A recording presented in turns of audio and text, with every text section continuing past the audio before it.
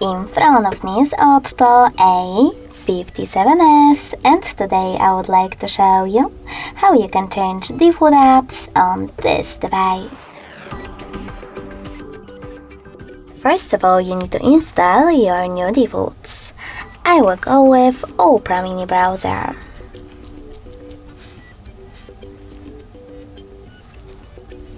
When your app is ready, click on Home button and go into Settings.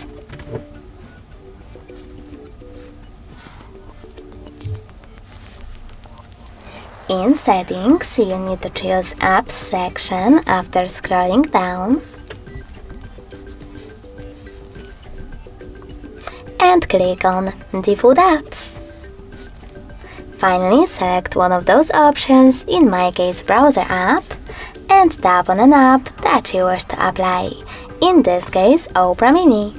Finally, select the Back button, and as you can see after that, my default app has changed. Thanks so much for watching. If you enjoyed this video, leave a like, comment and subscribe. Bye!